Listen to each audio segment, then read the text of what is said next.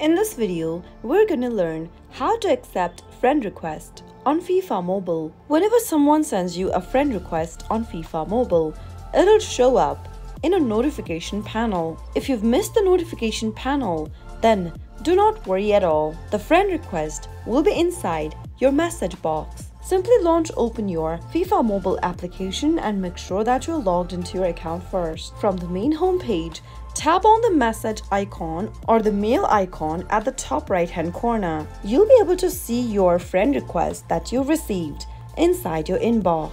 Right next to your friend request, you'll be able to see two buttons. To accept the friend request, tap on accept, or if you want to decline the friend request, tap on decline. Here, since we are trying to accept friend request in today's video, let's tap accept. Soon after you do that, you'll be able to see this kind of a notification where it says you've accepted the friend invitation. Now the user will be appearing on your friend list. Simply tap on OK and then close this mailbox. Now if you go to the friends tab at the top right, you should be able to see the person added in your friend list.